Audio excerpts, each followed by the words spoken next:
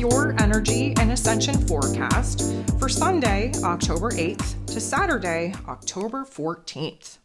So last week, of course, we kicked the door wide open to October. And of course, that came with a very palpable change in energy, and especially seeing how, of course, we were still in the equinox portal where we are entering into new karmic chapters because of this Libra season. We're definitely feeling the effects now. We are seeing the small little changes taking place within our thoughts, within our heart space, within our physical environment, although not a whole lot is still making a whole lot of sense because, of course, we're lacking that clarity. And again, we're in Libra season where indecision is at the top of the list. However, October came with a totally different vibe and a little tiny bit of clarity because, of course, Mercury, ruler of the mental plane, cleared his post-retrograde shadow period on October 1st. Of course, we had Mercury shift into Libran energy on October 4th when everybody thought that their brains were going to melt due to the EBS system alert being put out into the world. And of course, I am happy to report that all is well, just as we discussed. Now, I'm not going to sit here and try to make fun of anyone who actually had major concerns and fears about October 4th, because that would be a division and very unfair to do so. However, I do feel like it was a good lesson in discernment, and people need to really start kind of trusting their intuition, trusting themselves, instead of the fear-based narratives that get planted as rapid seeds out in the world in order to focus your time and your energy in manifesting a timeline that none of us want to experience.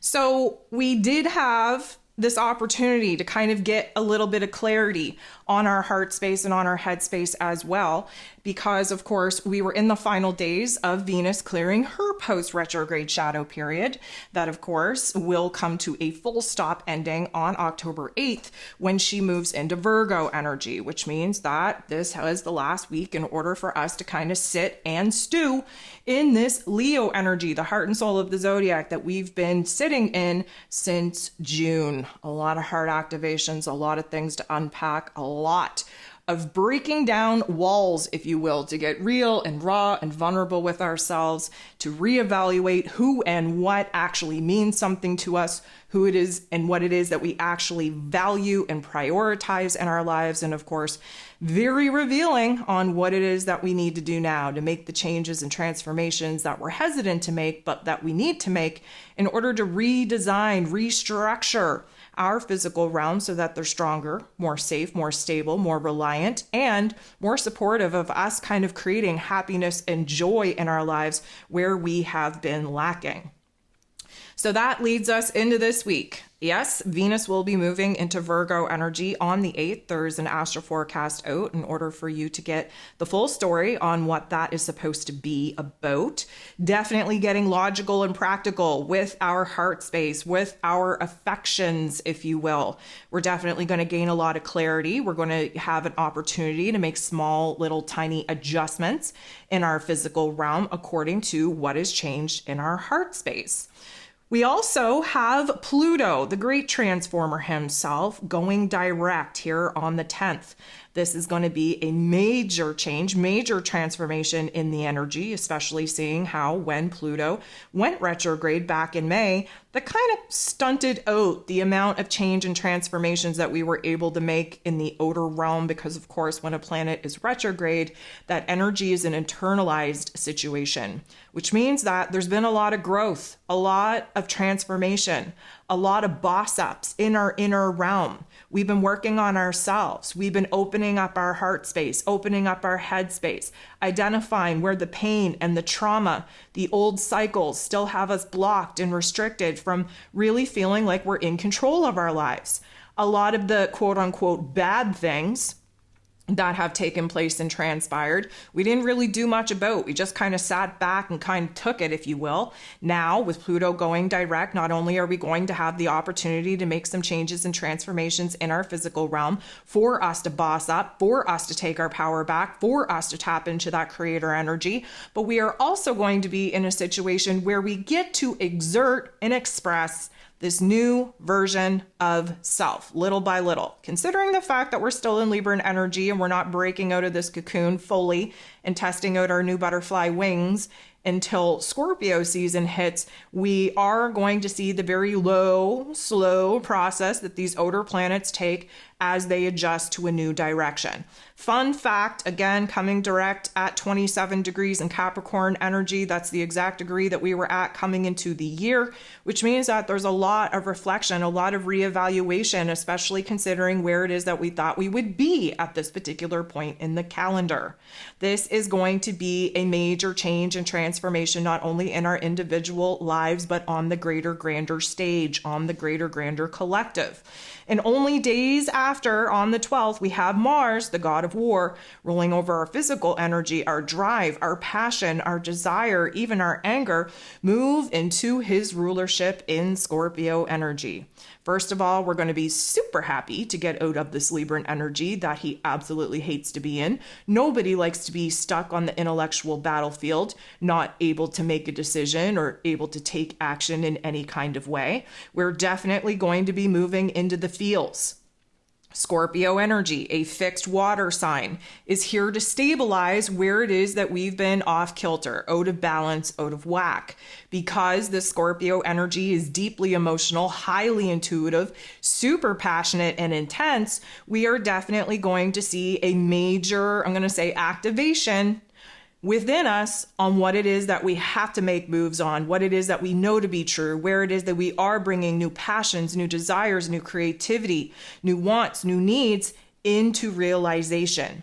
This has definitely been a very long time that Mars has been in signs that prevent us from actually taking action and making moves, especially in alignment with our ego selves and our higher selves. It's very important to understand that we need the ego and the higher self to be working together.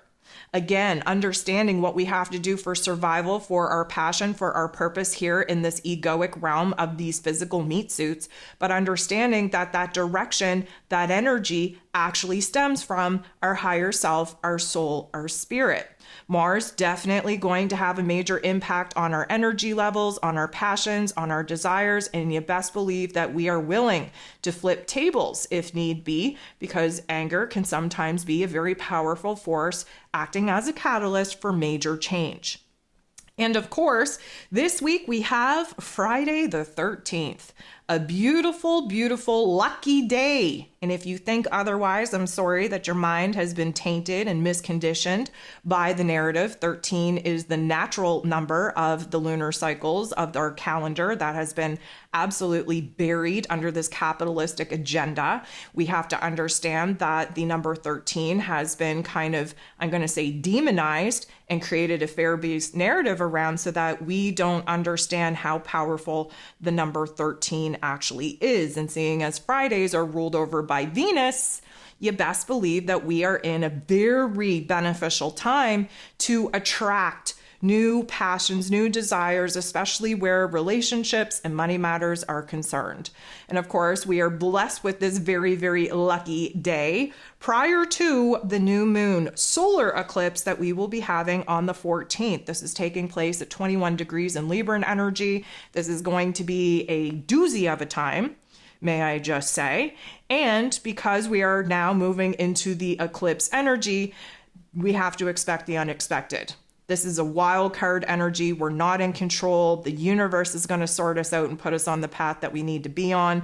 It is going to feel like a fast forward button in a lot of ways. We're going to see a lot of things that we've been stalled out and really kind of stuck on really unfold very quickly and take flight. And of course, there's going to be a whole lot of information coming at you in the daily energy forecasts. And of course, all of the supporting content that I put out on my Patreon to really kind of unpack what this solar eclipse is going to be about and how it's going to affect us the most.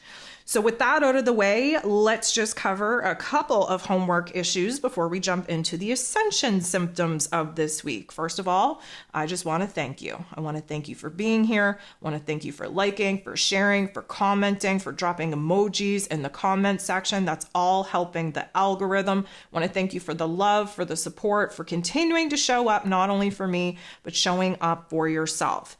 Thank you, thank you, thank you.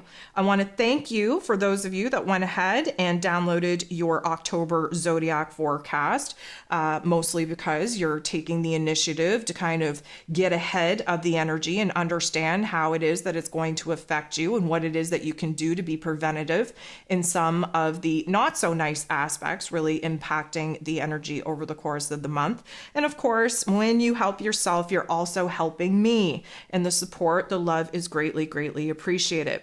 Of course, if you don't have the funds or are not interested in doing a deep dive in your own personal healing journey, taking a listen to the October energy intro that I put out will definitely give you a good idea on what it is that the collective is in for the month of October. Definitely a changing and transformative month, mostly because of these eclipse energies really coming in, swooping in, sorting things out. This would be a great time to bust out your Libra season e-guide. If you haven't downloaded your e-guide as of yet, there's still plenty of time. Many astro events still left to kind of take place, to root in, to anchor, to trigger, to activate us here in Libra season. It is a good work guide to kind of tap into the energies. There's journal prompts in there. You can explore your own chart. We're really trying to unearth and uncover what this energy is meant to do as far as helping us to grow and evolve. So again, I put out those workbooks for the zodiac seasons for each and every single one of us to stay ahead of this energy game. I want to thank you to those of you who support me over on Patreon. For the newbies that have come over to Patreon to access that VIB content, I want to thank you so much for doing that. Patreon has totally kind of rolled out their new app, their new format, their new services, their new, I'm just going to say platform in its entirety. So you no longer have to be a paid content member to access some of the content that I put out on Patreon. So you can jump over there if you're interested in the additional information and content that I put out other than just these daily energy forecasts and Ascension forecasts here on YouTube. The Patreon community is growing each and every single day, and I want to thank you all so much for joining me over there, for supporting me over there, where we can have chats, where we can have interactions, where we can talk about some of the content in which, you know, I post, and we get to kind of explore different perspectives, different insights. And it's, I feel like it's a better space for us to be connecting with each other and having those conversations that, of course, YouTube does not want us having here. Of course, with this eclipse that we are moving into, the season of eclipses in its entirety, there is a lot to unpack. So you can expect there being a new moon guide being offered at probably, I'm going to say Wednesday, Thursday-ish of this week. I don't want to release them too early because many people, many eager beavers like to jump into those moon guides long before we're even in the new moon window. And that's a problem because we need to be in the energy, the influence, the impact of the moon's energy in order to truly unpack and kind of delve in to some of the topics and themes that we need to be concentrating on with these particular moon events. So of course, that moon guide is coming at you. And of course, you can download that individually on my website. You can sign up for a moon guide subscription to save yourself a couple of bucks. And of course, depending on what tier you subscribe to on my Patreon, that would be included over there as well. The last thing that I want to mention is my booking calendar is now available to the public. Of course, my Patreon VIPs get first dibs on all the appointments that I put out for the month. They have now had the opportunity to do so. The booking calendar is now available for everyone to access. So if you're interested in booking a session with me and kind of getting the deep dive in on your situation, on your energy, on the path, on the timelines available to you, I definitely encourage you to jump over to my website, book yourself a spot. Okay, now that all of that is out of the way, let's jump in and talk about the Ascension symptoms for this week. So, because Mercury has already kind of cleared his post-retrograde shadow period, he's been sitting around waiting for Venus to do the same so that they can actively start balancing out the heart and the head aspects. And so we are going to have a change of heart. There's going to be a lot of heart activations, but not in the painful, grieving, sadness, panic type of way that we've been experiencing since June. Instead, it's a more grounded approach because the Virgo energy that Venus is about to move into kind of gives us a more, I'm going to say, logical and practical view on some of the emotions in which we're currently kind of exploring, experiencing. And because of that, we're going to have an epiphany, an aha moment in the headspace where Mercury is concerned. And then all of a sudden, we're going to mull over it and see how dramatic of a change our heart is willing to make due to this new perspective, due to this new understanding. Because we're in Libra season and the whole mission is to get the heart and head in alignment, to get the ego self and the higher self in alignment, to get our inner realm and the outer realm in alignment, we're definitely going to have major situations, circumstances, and epiphanies pop off in order to act as the catalyst for that reevaluation, that realignment, that recalibration that we've been going through, actually have the opportunity to anchor in. Again, may I remind you, balance does not come easily. And in Libra season, we typically speaking have to explore the extremes of our thoughts, feelings, circumstances, and situations long before we will ever find a comfy middle point, middle ground, and balance.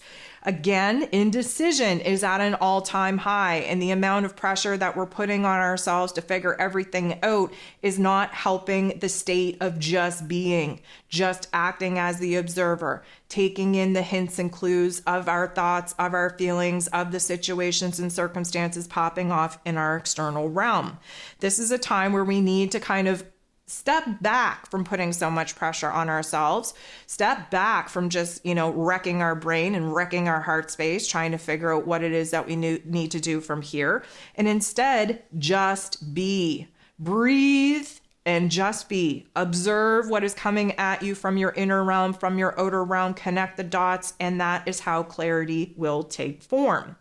Now, because Pluto is going to be changing his direction here this week, I do suspect that we are going to feel a lot of tension, a lot of pressure in our lower back. Now, granted, there could be sciatica issues pop up. There could be a need to kind of crack the lower back, if you will. Maybe we're having some pain or discomfort in our kidney area. Again, that's where Libra season kind of comes in and meshes together with this Plutonian energy. We just have to understand that the Pluto energy kind of rules the root chakra that keeps us very anchored to this earth space, to this matrix, to this survival mode that our egoic selves need to be in.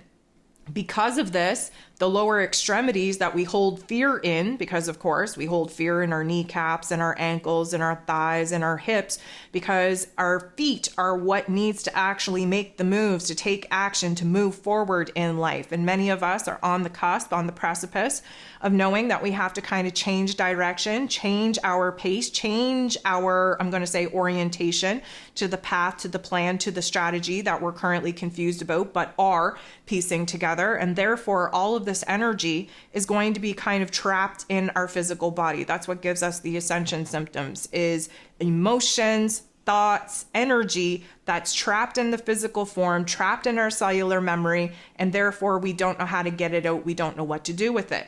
Although it may seem like a little bit of an oxymoron to be in a discomfort type of place, such as having sciatica, such as having, busted ankles or sore knees or just rigidity in the lower extremities in its entirety, the best thing that you can do is move. The best thing you can do is dance it out, pop, kick.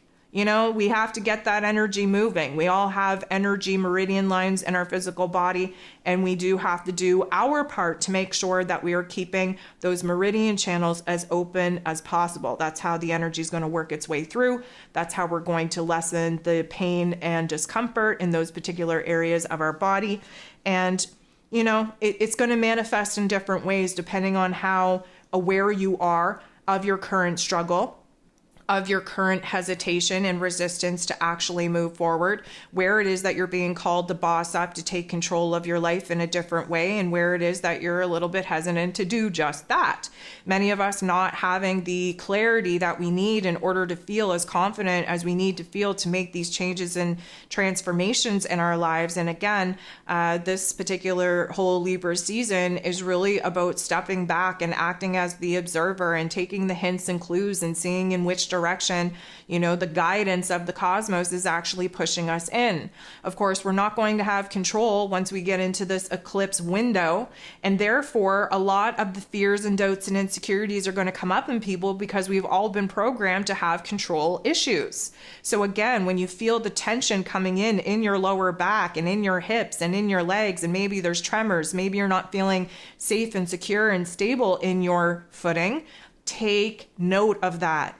Understand that that is an energetic manifestation of the inner realm in which you're currently thinking and feeling and trying to piece together and experience. These are all hints and clues on where the energy blockages are, the emotional blockages that come along with that, and what it is that you need to do within your emotional mindset, within your physical body, in order to try and release those particular blockages. The energy is going to become a lot more focused, hyper-focused, if you will. Now, granted, Venus, being in this Virgo energy, is hyper-fixated, hyper-focused on the emotional realm in order to provide safety, security, stability, happiness, and joy where there hasn't been any. We get a little bit tunnel-visioned in what it is that our heart is asking us to pursue, because Virgo energy, of course, likes to focus in on the smaller details. But what I'm really talking about here is when Mars takes his rulership in the Scorpio energy, you best believe that new passions are going to be realized. New desires are going to be realized. New creative energy is going to be flowing in, and we just intuitively know what it is that we have to do, what it is that we have to pursue, where it is that we have to take action. Now, let me be very clear in stating that Scorpio energy is shadow work. It is dark. It is really kind of sitting in the pain and in the trauma and in the discomfort of our current experiences. And that's why I say to you that sometimes anger and aggression is the best fuel to actually use to make the kind of changes and transformations that we've been hesitant to make. Because this new energy is going to be pushing us to kind of focus in areas in which we have been kind of stunted out on being able to take energy and take that action and take that movement and actually put it into our physical realm, there's definitely going to be a change of pace coming at us. Now, we talked about how the time warp has been a super interesting thing to observe over these last couple of weeks. I don't know about y'all, but I've had a couple of days here again this week where it literally time has stood still. I feel like things are going to be speeding up, especially when that eclipse energy gets a hold of us. It's going to feel like we are on fast forward. And this is why it's been so important for us to be kind of stalled out from taking action, because we've had no choice but to mull over what it is that we're thinking, what it is that we're feeling. We had to be kind of sitting in the funk, in the darkness, to realize what isn't working for us, to realize where it is that we're stuck, where we're stagnant, in order to contemplate possibilities and alternatives that may fulfill us in ways that our current circumstances aren't. Because this new flow of energy, this new, I'm going to say, aggression, in order to actually get out of the funk and do something with it, because this energy is going to be highly, highly focused on listening to our heart space and acting on intuition and emotion when given the opportunity to do so, we are likely going to see a forward movement. We want to be very careful, though, because Mars, who is all about taking action, doesn't necessarily like to think about the actions in which he's taking. He sometimes acts on impulse that can be very beneficial in some cases, very detrimental in others, because of course we want to take action that is well thought out. That's why we've been stuck and stalled, if you will, in particular non-action sequences, in order for us to get a plan, a path, a strategy put into place so that we know where our energy is best used, where it's most needed.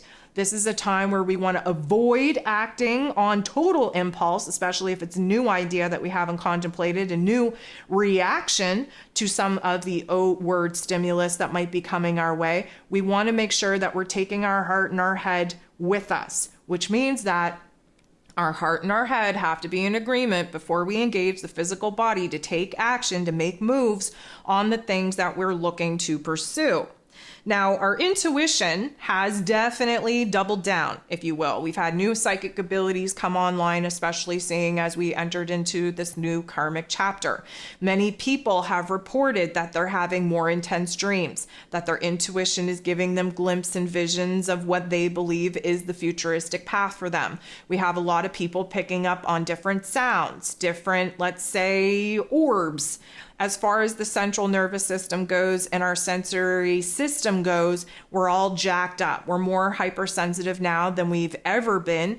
And especially when we have the Scorpio energy start to be anchored in, you best believe that those psychic abilities, that intuition is going to be turned all the way up. This is a good indicator on where it is that many of us are leveling up. Many of us have jumped timelines. Many of us are now in a particular point in time where it's time to really tap into our spidey senses and read between the lines of our physical realm that we're not getting the information and details in our faces about. That Scorpio energy is highly intuitive. We're able to pick up on the subtle energies that we're essentially not getting in full form. It would be lovely if people actually spoke the truth and the words that they said were taken at face value. But for many of us, we really do have to trust our intuition and understand what isn't being said and the importance of the things that people hide behind.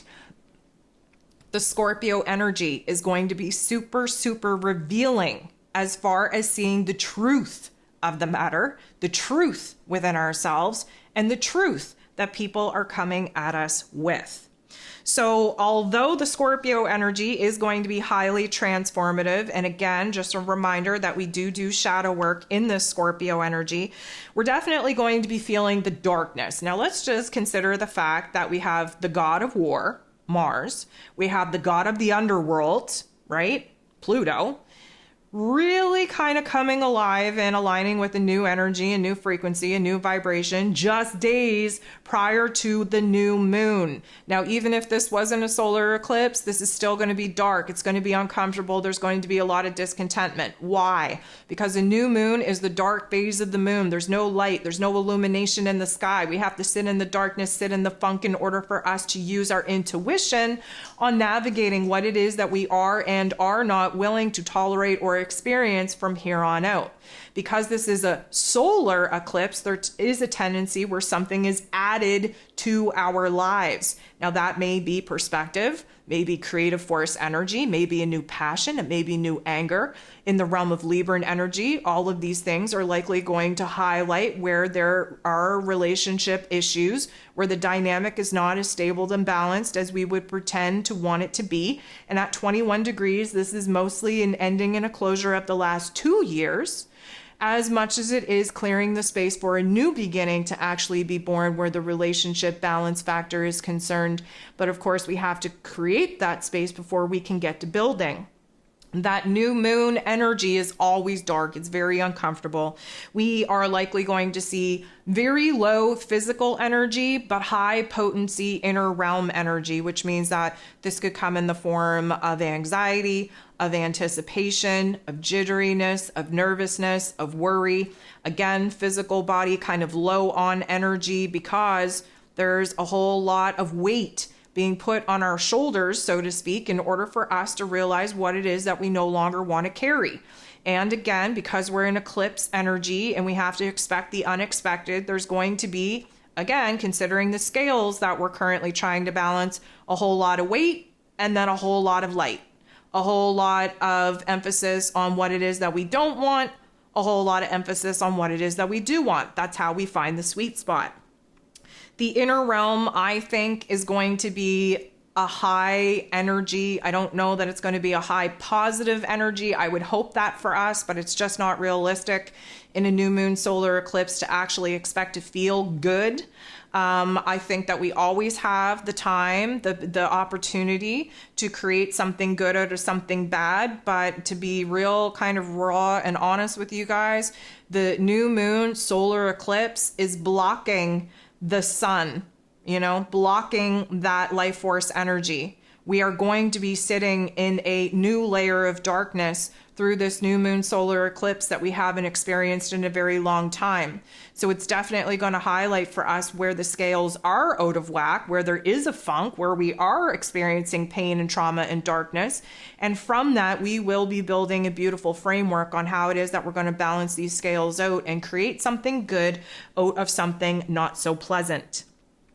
The jitteriness is likely definitely going to be highlighted under the new moon solar eclipse in Libran energy, but I feel like the jitteriness is actually going to start once Venus moves into this Virgo energy. Virgo energy does bring a lot of worry, a lot of nervousness to the realm anyways, a lot of anxiety, especially where the heart space is concerned. And then that jitteriness is just going to be intensified when Pluto decides to go direct.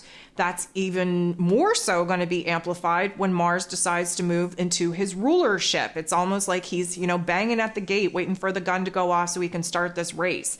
And that anticipation, that kind of nervousness of either jumping the gun too early or not jumping the gun on time is really kind of playing at us as we move into the dark, quote unquote, tunnel that the new moon solar eclipse in Libra is going to lead us in. It is likely, especially once Mars moves into Scorpio energy, that our mood and our attitude are going to become just as unstable as our heart and our head for the time being. A lot of that is because Scorpio is a water sign. We have to be fluid with our emotions. We can go from 0 to 60 in less than 60 seconds. We can throw a tantrum, then come back around in no time flat.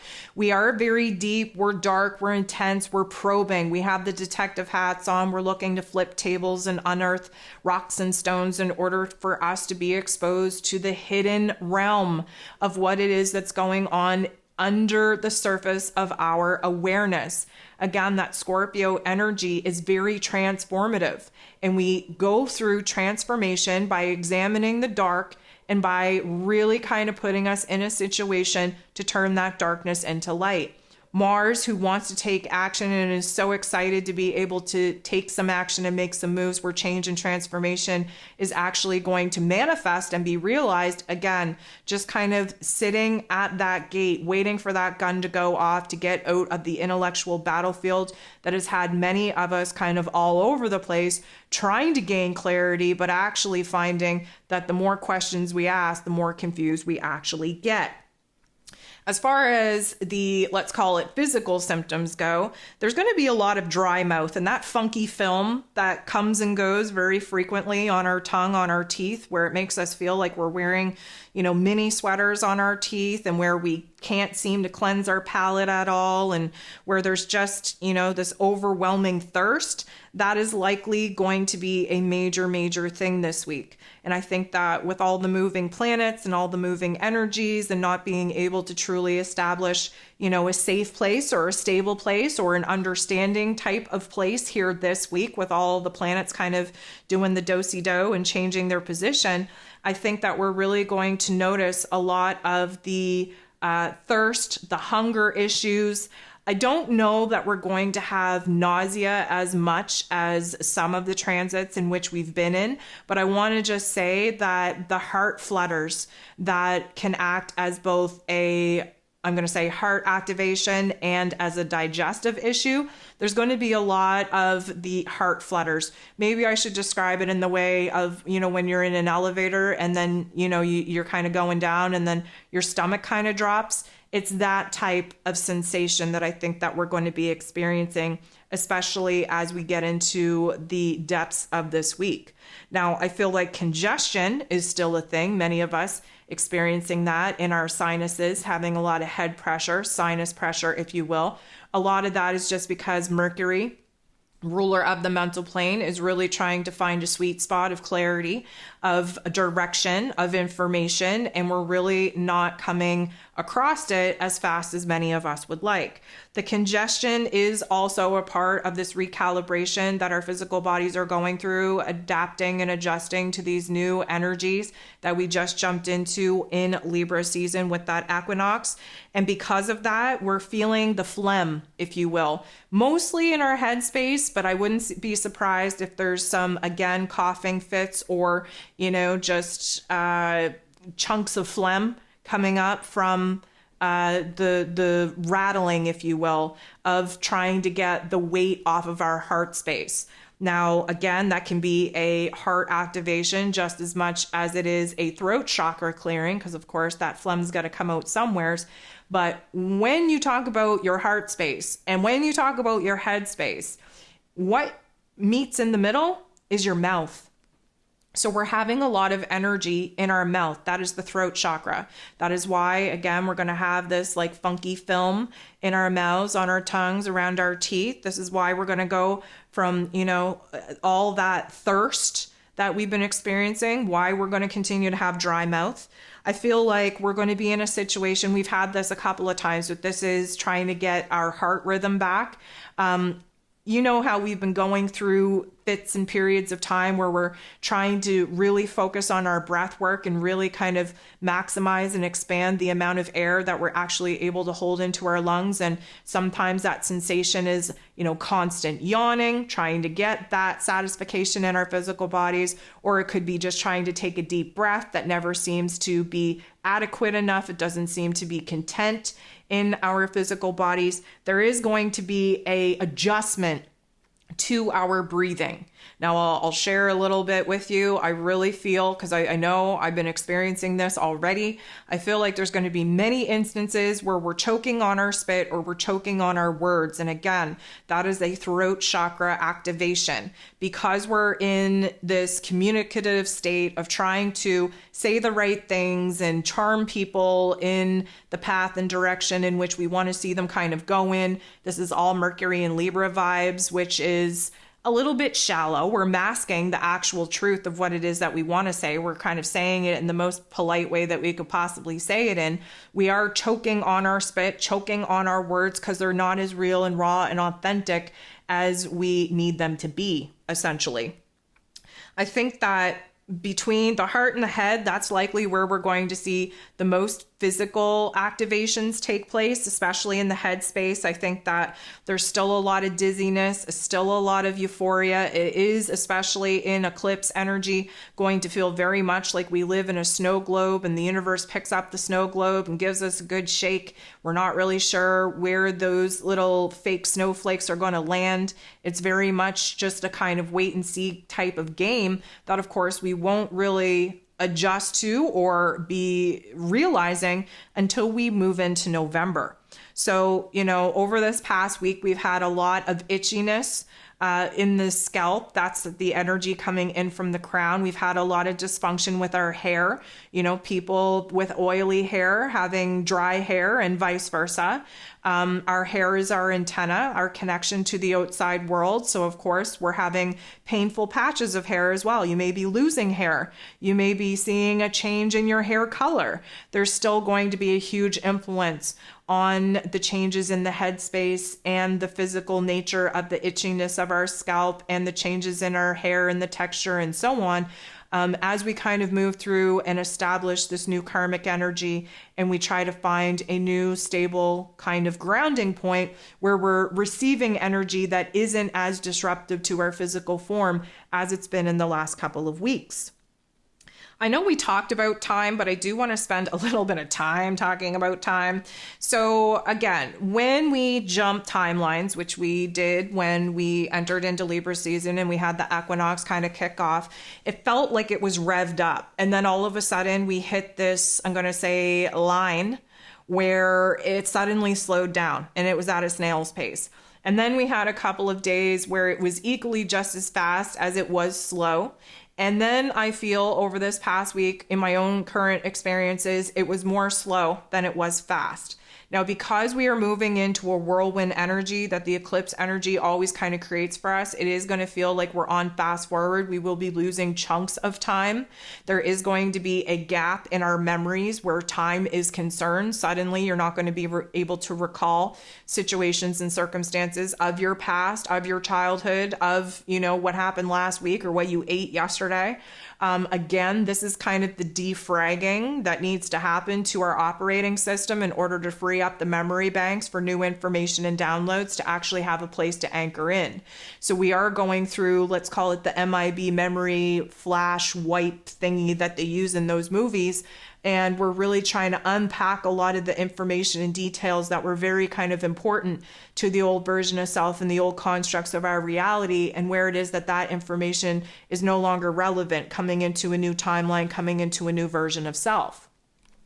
We're also seeing that kind of manifest in our dream state. Now, many of us only able to kind of sleep 2, maybe 3 hours at a time before we're jolted out of that sleep state, and we literally have to get up and move our bodies. A lot of this is because, again, we're going through a recalibration. There's a timeline shift, timeline change taking place in other dimensions and other etheric realms as well as here, which means that we can't stay in that astral realm for any amount of time as we're doing this kind of rearranging, if you will. So there's this constant, we dive into dream state, we dive into the astral realm, and just when we're getting the party started, suddenly we get kicked out very, very quickly, and we're jolted back into our physical bodies, and then we have to get up, go to the bathroom, get a drink of water, and then resettle back in. Again, many of us not getting a full night's sleep. Many of us not even aware of how it is that we're functioning the way that we do on as little sleep as we're getting. But the dream state is very confusing. It has kind of changed in its vibration and frequency, and I think a lot of this is just trying to kind of weed away the old timelines that are no longer possible for us, and establishing and anchoring in the foundation and the structure of the new timelines that we're actually trying to bring to life here. And so I think it'd be an interesting, poll to take, if you will, if you want to drop me a line in the comments or in the chat if you're here with me Friday evening. Let's do a live poll here. Let's see who is sleeping better and who is sleeping worse. Who is sleeping longer? Who is sleeping less? We really want to kind of see where it is that we're at. This can be very revealing, and just, give you a heads up. It actually comes down to the elemental energy of your particular profile, whether or not this particular point in the calendar is working for you or not. Of course, we are very much in an air season, which means that, air signs should be, I'm going to say, overstimulated at this point in time. I would say that my earth energy friends are kind of low and slow and needing a little bit more time to rest up. The to-do list is getting longer and longer because you've been lacking the physical energy to actually tackle that to-do list. Well, my fire signs, I would say, are kind of all over the place. I would say that there's a sudden burst of energy, new information, new insights, and then you're burnt out, you don't really give enough, and suddenly you're back to square one. And of course, my water signs, my water signs are likely kind of all over the place, percolating on new ideas coming in and really trying to sort through the good, the bad, the ugly of those particular visions, possibilities, potentials. And so I would say that my water signs are likely having some deeply intuitive insights in their dream realm, but not sleeping as much either.